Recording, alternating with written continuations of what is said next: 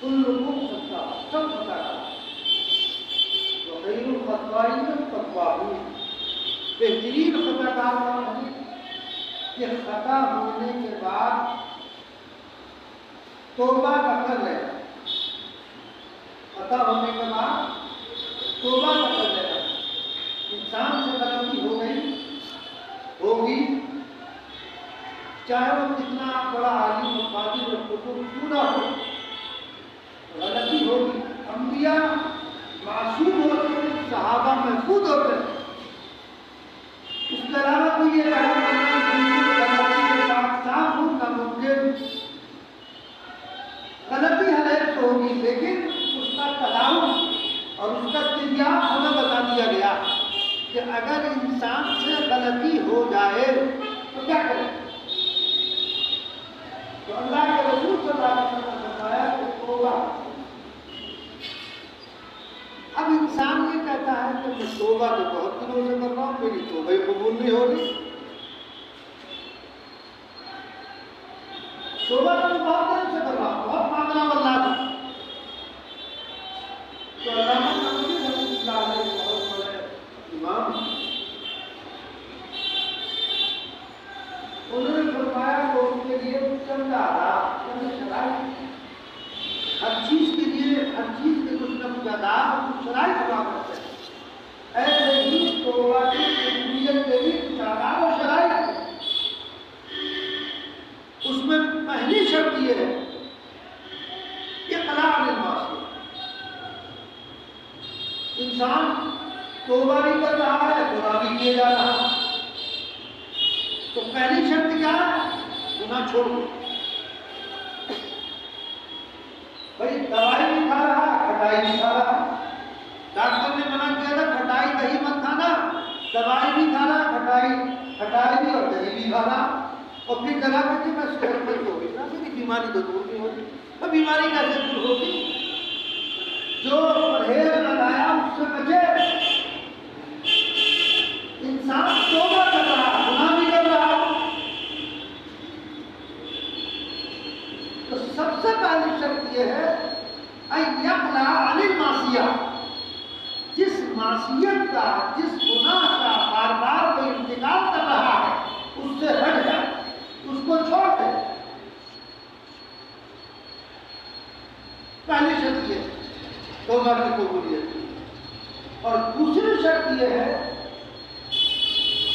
ان یعزم عزما جازما الا یعود الیہ، پختہ ارادہ کر لے کہ یہ گناہ پھر کبھی نہیں کروں گا۔ جس گناہ کو وہ بار بار کیے جا رہا اس کو چھوڑ دے، اس سے ہٹ جائے، اور یہ پختہ ارادہ کرے کہ یہ گناہ اب نہیں کروں گا۔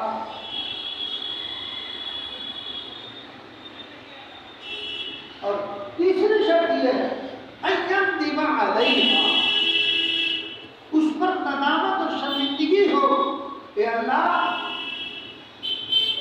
تو خالق اور مالک اور پوری کائنات کا پالن ہار ہے،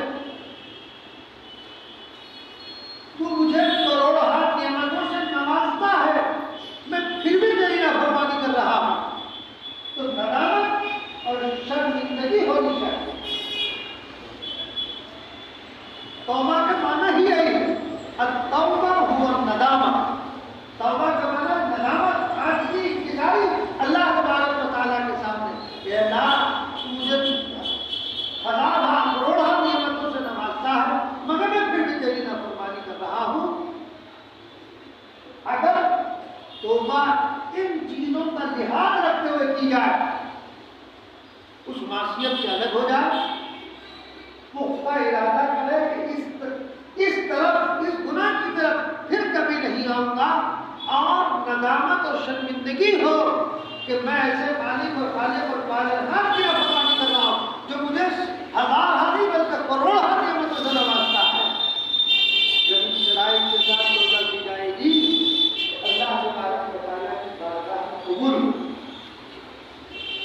اب ہم توبہ تو کر رہے ہیں لیکن گناہ مسلسل کیے جا رہے ہیں، اس گناہ پر قائم ہے، نہ کوئی ندامت ہے، نہ کوئی شرمندگی ہے، آپ دیکھیے نماز کے بعد ہم آپ کے میں دعا کرتے ہیں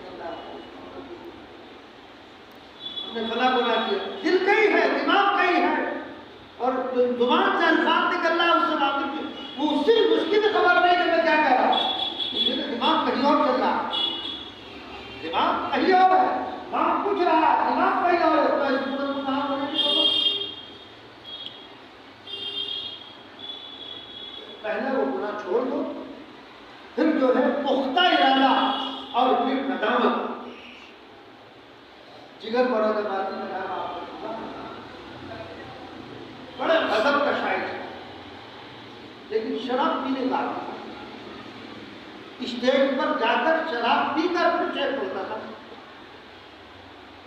اور شعر بھی اس کے بڑا غضب کا ہوا کرتا۔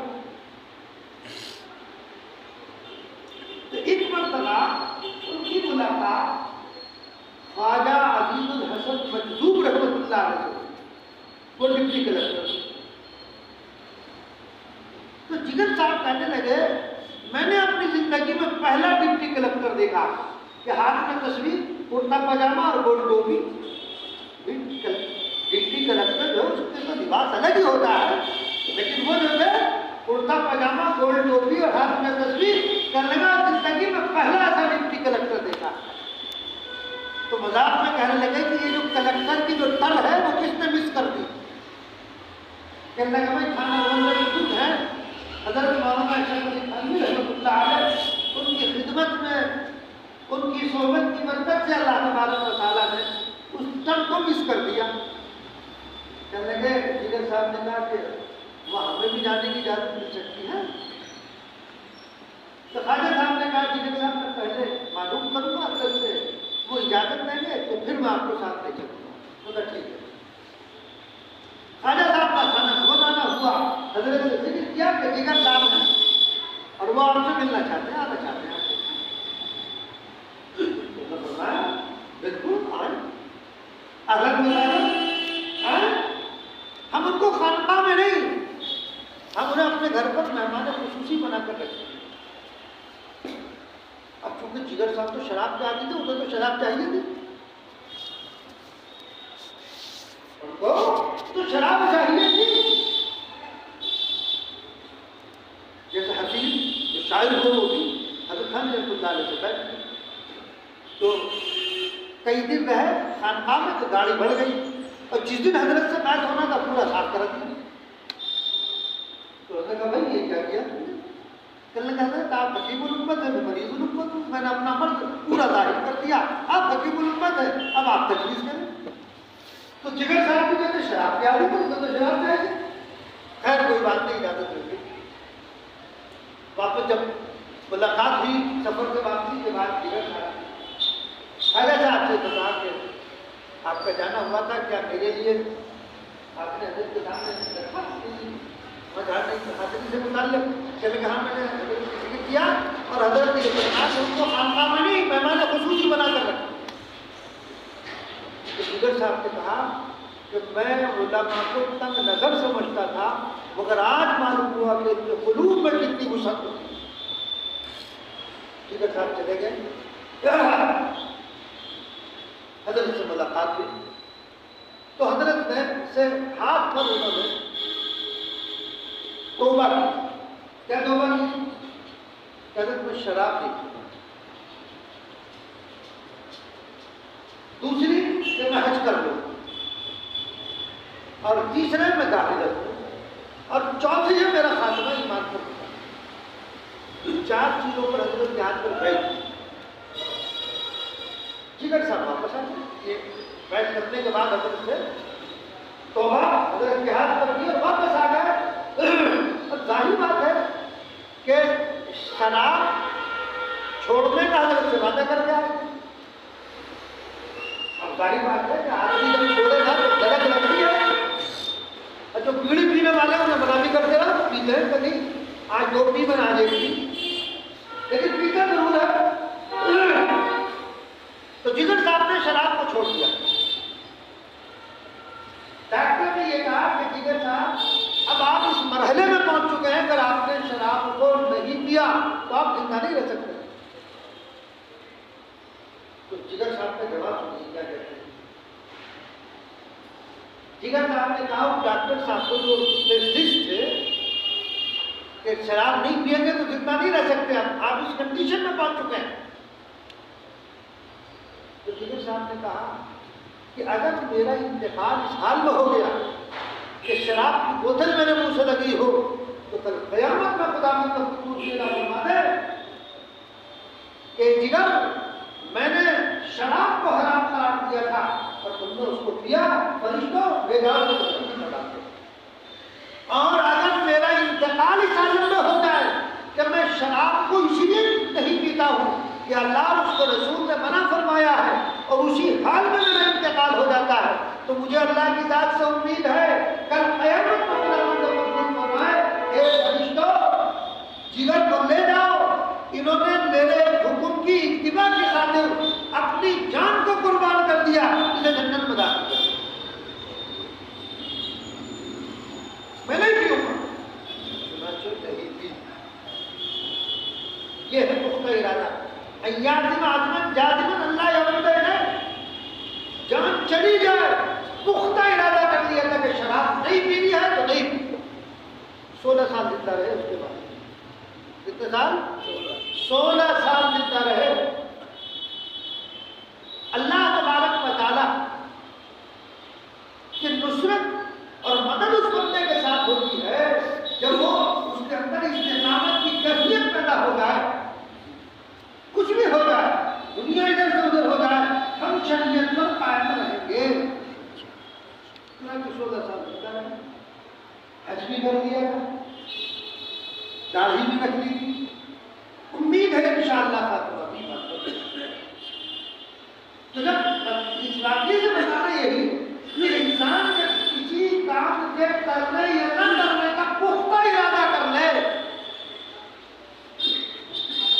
تو جب وہ پختہ ارادہ کرے گا اللہ کی مدد کیا ہے. تکلیف تو ہوگی، تکلیف تو یقیناً ہوگی، لیکن اللہ کی نصرت بھی ہوگی. اور میں نے پہلے بھی سنا ہے کہ جب حج کر کے واپس آئے تو جگر صاحب کا جو ہے خط بڑھ گیا تھا، داڑھی بڑھ گئی.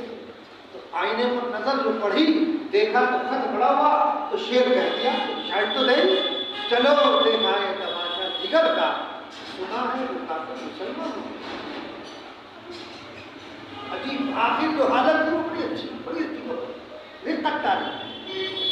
تو بہرحال جب انسان کسی چیز کا ارادہ کر لے اور ٹھان لے تو پھر اللہ تعالیٰ کی مدد اس کے ساتھ ہوتی ہے تو وہ ویسا ہی کرتا ہے.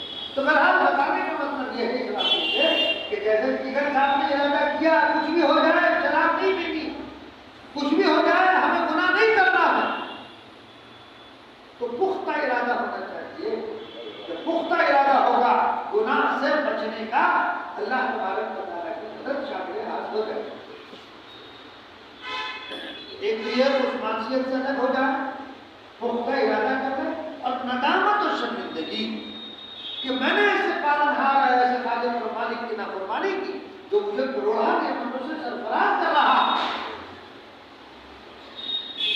اللہ کی ایک نعمت، اللہ تبارک و تعالیٰ کی ایک نعمت کا شکریہ ساری زندگی اگر عبادت کو گزار دے تو ادا نہیں ہو سکتا. یہ تو سانس ہے نا، باہر کو آنا پھر اندر جانا، باہر کو آیا یہ ایک نعمت، اندر جانا یہ دوسری نعمت. صرف یہ جو سانس ہے اس سانس کی قیمت انسان ادا نہیں کر سکتا. ساری زندگی اگر وہ 60 سال کی زندگی سجدے میں گزار دے تب بھی اس نعمت کا حق ادا نہیں ہو سکتا. ایسے کیا فرمایا؟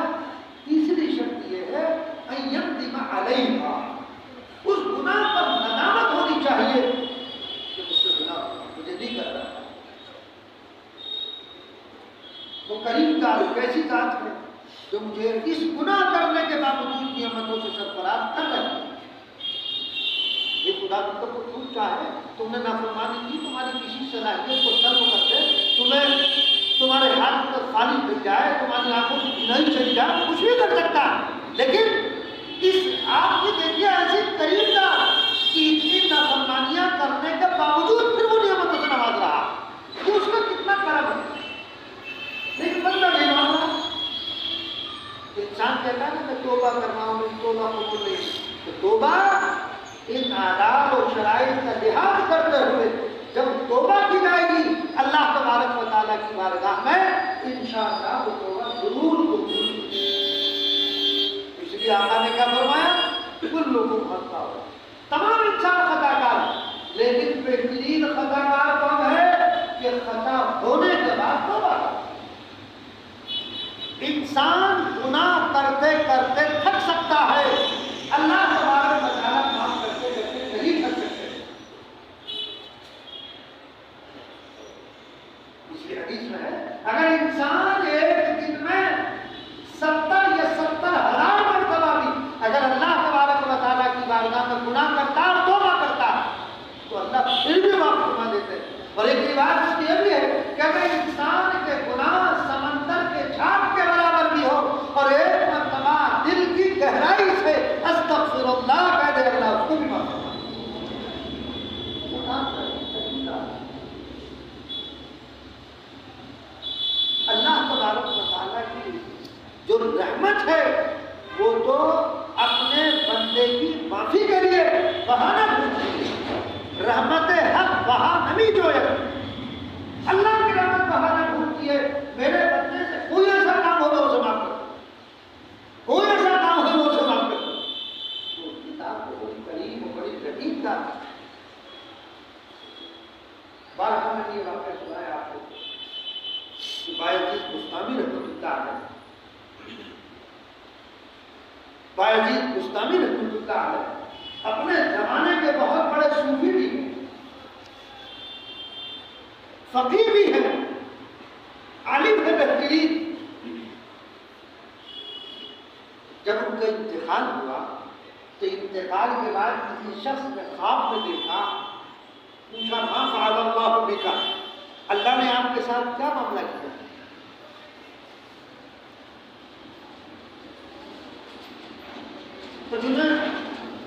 تو بایزید بستامی رحمۃ اللہ علیہ نے فرمایا کہ بارگاہ خداوندی میں پیشی ہوئی. اللہ نے فرمایا بایزید کیا لے کر آئے؟ کہ میں نے اپنی نمازوں کی طرف دیکھا تو اس میں بھی کمی نظر آئی، روزوں کی طرف دیکھا اس میں بھی کمی نظر آئی، حج کی طرف دیکھا اس میں بھی کمی نظر آئی. یعنی ہر عبادت کو میں نے ٹٹولا تو کچھ نہ کچھ کمی تھی. میں نے اللہ کی بارگاہ میں عرض کیا، اے الہ العالمین میں توحید لے کر آیا. اللہ نے فرمایا کہ اچھا بایزید بھول گئے، ایک رات تم دودھ پی کر لیٹ گئے تھے اور تمہارے پیٹ میں درد ہوا تو تم نے کیا کہا تھا؟ دودھ پینے کی وجہ سے پیٹ میں درد ہو گیا. کہیں دودھ بھی درد کرتا، درد تو ہم کرتے ہیں، گرفت ہو گئی، پکڑ ہو گئی. اور اللہ نے فرمایا بایزید جاؤ، آج ہم تمہاری معافی اور مغفرت ایک ایسے عمل پر کر رہے ہیں جس کا تمہیں رحم و گمان بھی نہیں ہوگا. وہ کیا تھا؟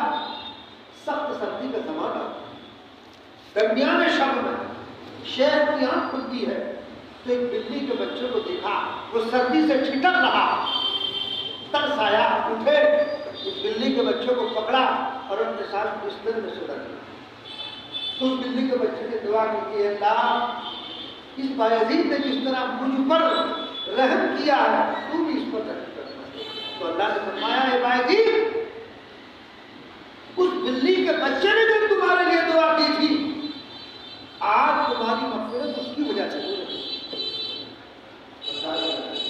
اپنے زمانے کی کتنے بڑے صوفی اور کتنے بڑے فقیر اور کتنے بڑے عالم گرفت ہو گئی اور اللہ تبارک و تعالیٰ نے مغفرت کی بات پر کس طرح سے عمل کر جس کو ہم چھوٹا سمجھ رہے ہیں.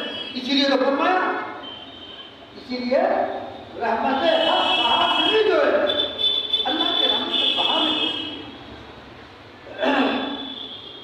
جنید بغدادی رحمۃ اللہ اپنے زمانے کا بہت بڑا اولیاء میں اولیاء کے سردار جنید وقت انتقال ہوا. کسی نے خواب میں دیکھا پوچھا ما فعل اللہ بک، تو کیا فرمایا، کیا جواب دیا؟ آپ نے جس نے دیکھا اس نے کہا ما فعل اللہ بک، اللہ نے آپ کے ساتھ کیا معاملہ کیا؟ قطعت لی ورات وذات لی اشارات وما نفعنا الا رقیات ودیا انتنشا. میری ساری باتیں تحریریں تقریریں سب ضائع ہو گئی، سب بیکار ہو گئی. سحر کے وقت میں تہجد کے وقت میں جو دو ٹوٹی پھوٹی رکعت پڑھتا تھا اللہ نے اس کی وجہ سے میرا کام کر دیا. اپنے زمانے کے اتنے بڑے صوفی اولیاء اور مغفرت کس چیز پر ہو رہی ہے؟ فرمایا کہ تہجد میں چند رکعت جو ٹوٹی ٹوٹی پڑھ لیتا تھا اللہ نے اس کی وجہ سے مغفرت کی۔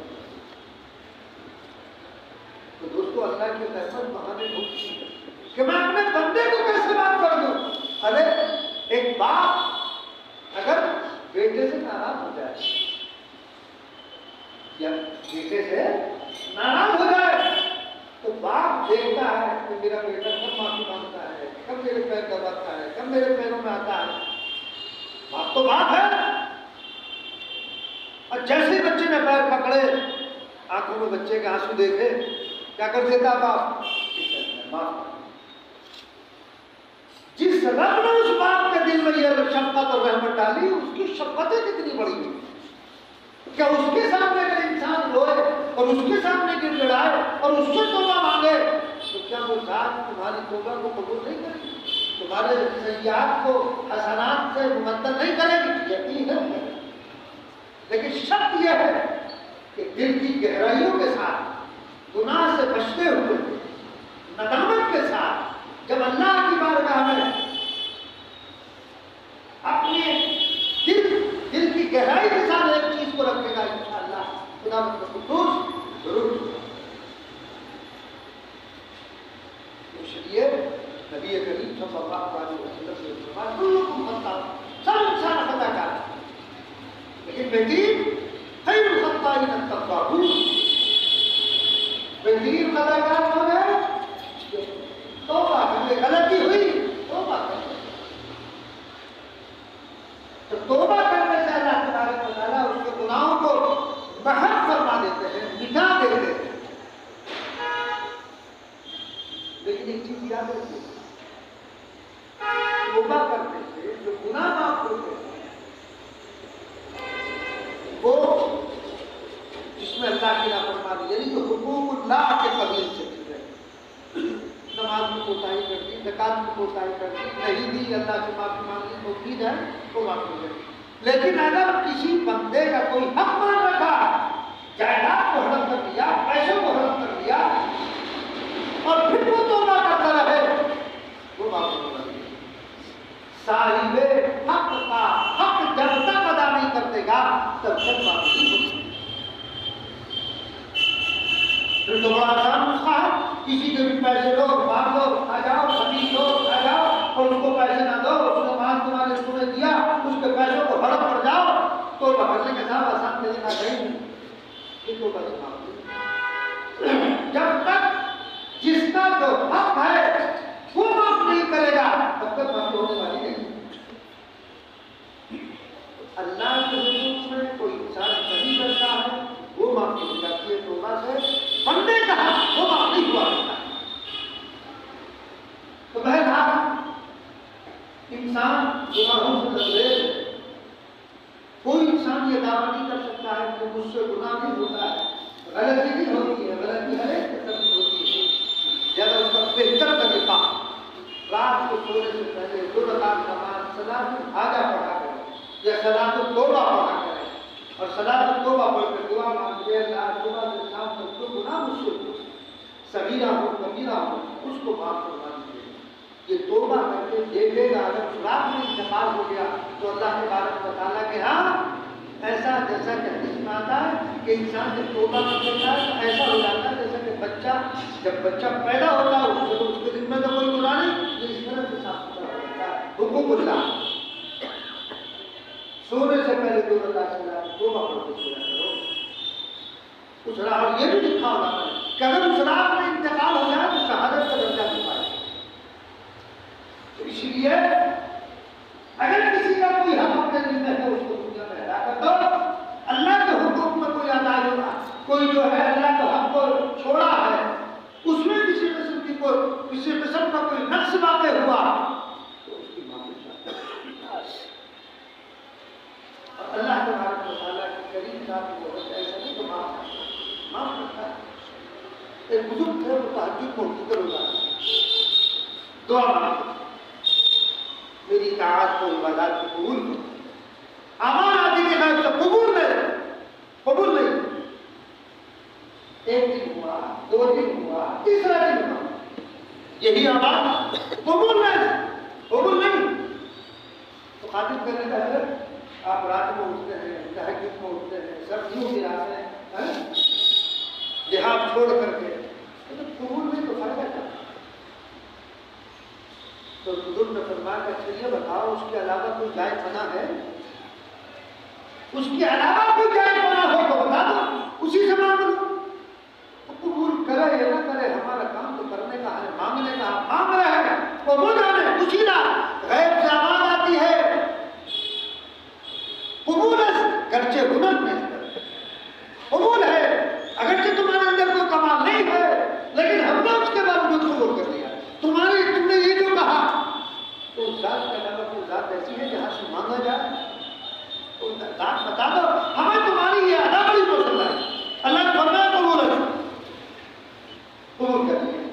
تو ہمارا کام ہے ہم لگے رہے، نتیجے کے چکر میں نہ پڑے، تو قبول ہوئی کہ نہیں ہوئی، قبول ہوئی کہ نہیں ہوئی، ارے مانگنا ہمارا کام مانگنا ہے، ہمارا کام اللہ کے احکام کی پیروی کرنا، جیسی بھی ہو رہی ہے لستم پستم جیسی بھی ہے کیے جاؤ، کافی قبول کرنے والی بات ہے، امید رکھو انشاءاللہ قبول ہوگا۔ یقیناً ہماری جو نیکیاں ہیں وہ بھی سیئات سے خالی نہیں ہے، ہماری نیکیاں برائیوں سے دور ہیں، لیکن اس کے باوجود اللہ نے اس نیکی کی توفیق دے دی، یہ اس کا کرم ہے۔ مغرب کی پڑھی عشاء کے اثر کی توفیق دے دی، کیا کرم اس کا کرم ہے۔ حاجی صاحب حاجی دادی صاحب حاجی فقیر رحمۃ اللہ علیہ نے کہا کہ اگر ایک نماز پڑھنے کے بعد دوسری نماز کی توفیق کا بھی جانا اس بات کی ہے کہ پہلی نماز قبول ہو گئی، اگر قبول نہ ہوتی نماز پڑھنے کی دوبارہ توفیق نہ ملتی، توفیق کا مل جانا قبولیت کیا ہے؟ تو اللہ نے مغرب کی پڑھوائی، عشاء کی بھی پڑھوائی، انشاءاللہ اللہ کی بارگاہ میں قبول ہے۔ یہ الگ بات ہے کہ ہماری نیکیاں بھی اور ہمارے اعمال صالحہ بھی وہ بدیوں سے دور ہیں، لیکن وہ بات قبول کر لے کہ اس کا کرم ہے، ہمارا کوئی کمال نہیں ہے۔ انسان اپنا کمال نہ سمجھے، کمال اس رب کا ہے جس رب نے ہمیں مسجد میں آنے کی توفیق دی ہے۔ کمال ایاز کا نہیں ہے کہ وہ محمود کا غلام ہے، کمال محمود کا ہے کہ ایاز جیسے نالائق کو اپنی غلامی میں رکھ رکھا ہے۔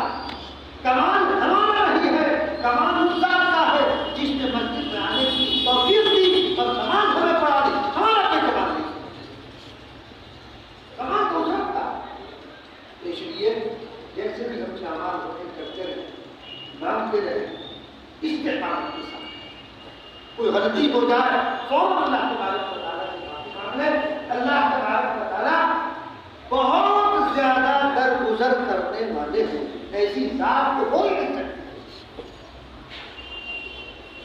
اللہ تبارک و تعالیٰ مجھے بھی آپ کو بھی سیئات پر ہونے والا بنا دے، سیئات کی معافی چاہنے والا بنا دے، اعمال صالحہ کی رغبت ہمارے اندر پیدا کرتا ہے، اور ہماری اس گفتگو کو کوئی سوچ اللہ رب العزت اپنی بارگاہ میں قبول کرو۔ اللہم صلی علی سیدنا محمد و مولانا محمد عبدہ و رسولہ۔ اے اللہ ہمارے گناہوں کو معاف فرما، رب کریم ہم بہت خطا کار اس کی اللہ، میرے رب کوئی لمحہ ایسا نہیں جس کے لیے نافرمانی مجھے سرزد نہ کرے، آنکھ کے ذریعے، ہاتھ کے ذریعے، زبان کے ذریعے، پیروں کے ذریعے، گویا کہ ہمارا پورا وجود گناہوں سے بھرے، لیکن یہ اللہ آپ کی ذات سے بڑی قریب ذات، آپ جیسا کریم تو کوئی نہیں، میرے مولا آپ جیسا کریم کوئی نہیں، خدا اس کو قدوس ہمارے سیئات و حسنات سے تبدیل کروا، اے اللہ جو حاضرین ہیں جو دل میں خواہشات رکھتے ہیں، جائز گناہ بھی رکھتے ہیں، اے اللہ آپ عظیم و خبیر ہیں، ہر ایک کی جائز دعا کرتے ہیں، جو پریشان حال ہیں وہ پریشانیوں کو دور فرما لیں، اے اللہ ہماری چھوٹی کے بچوں اور بچیوں اسلام کو چھوڑ کر دیگر مذاہب کو اختیار کرتے ہیں، اللہ کے قریب اس میں بھی ہماری اے اللہ بچوں اور بچیوں کو قلوب کو پلٹ دے، پھر سے وہ اسلام کی طرف لوٹ کر آ جائے۔ اے اللہ تو ہمارے معاشرے کی اصلاح کیجیے، ہمارے اندر دین پر ہمیں دین پر استقامت نصیب فرما دیجیے۔ اے اللہ ایمان ہمارے دل کی گہرائیوں میں اتار دیجیے۔ کتنے بچے اور بچیاں ایسے اے اللہ جو دین سے لاپرواہ، صرف نام اسلامی سارے کام غیروں کے، اے اللہ انہیں ان کے دلوں میں اسلام کی محبت پیدا فرما دے، اسلام کی الفت ڈال دے، اے اللہ اسلام پر ان کو جما دے۔ رب کریم ہمارے کتنے نوجوان سورج جو ڈوبتا شراب کے ٹھکانوں پر نظر آتے ہیں، میرے مولا ان بچوں کے قلوب شراب کی نفرت پیدا فرما، ان کے دلوں کو اے اللہ مسجد کی طرف لگا دے، مسجدوں میں آنے والا بنا دے۔ رب کریم کہ ہمارا نوجوان طبقہ بے راہ روی کا شکار ہے، رب کریم کہ دین پر استقامت عطا فرما، دین کی محبت ان کے قلوب میں جذب فرما دیجیے۔ رب کریم ہماری آنے والی نسلوں کی حفاظت فرما، اس وقت جو حالات ہے اسلام اور مسلمانوں کے خلاف، اے اللہ جو اسلام کو بجھانا چاہتے ہیں، مسلمانوں کو بجھانا چاہتے ہیں، ان کے خلاف جو سازشیں اور دسیسہ کاریاں ہو رہی ہیں، اے اللہ ان تمام دسیسہ کاریوں کو انہی کو الٹ دے، اے اللہ انہی کو الٹ دے، انہی میں اے اللہ انتشار پیدا فرما دے۔ خدا مسلمانوں کی غیر کی مدد کروا، اے اللہ ظلم کی انتہا ہوتی ہے غزہ میں، ان کو ڈھانپ دیا گیا، قبرستان بنا دیا گیا، چھوٹے چھوٹے بچے ان کے چیز ہو گئے۔ اے اللہ ظالم زندانہ تک رہا، رب کریم آپ کی کیا مسئلہ ہے، یہ تو آپ کی میرے مولا یہ تو آپ اے اللہ سر چھپانے کے لیے ان کے پاس کچھ نہیں، بھوک سے بیدار کھانے کے لیے کوئی شے میسر نہیں، پہننے کے لیے کپڑے ان کے پاس نہیں، ادھر بدل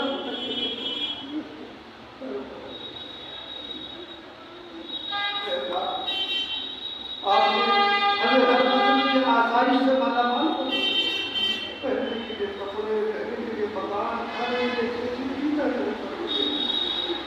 لیکن ہمارے وہ بھائی جو پتے کھا کھا کر زندگی گزار رہے ہیں اور پتے بھی نہیں ان کے پاس، اے اللہ تو ان کی مدد کر، اے اللہ یہ تو آپ کا ہے، آپ کے علم میں ہے سب کچھ، اے اللہ ظالم سے بدلہ، اے اللہ ظالموں سے آپ بھی بدلہ لے لیجیے، ہم تو ناتواں، ہم تو کمزور ہیں، جسمانی اعتبار سے بھی کمزور، ظاہری مسائل اور اسباب ہمارے پاس نہیں ہیں، میرے مولا ہم تیرے گناہگار بندے سے خطاکار بندے سے، میرے مولا ظلم کیا ہو، ظلم آپ بھی بدلہ اے اللہ جائیں تو جائیں کہاں، سوائے تیرے در کے کوئی در نہیں جہاں سے ہماری حمایت اور مدد ہو سکے، جہاں سے نصرت ہو سکے، وہ صرف آپ ہی کا، اے اللہ تو اپنے در سے نہ دھتکار، اور ہم تیرے در کو چھوڑنے والے بھی نہیں، ہم تیرے ہی در کے بھکاری ہیں مولا،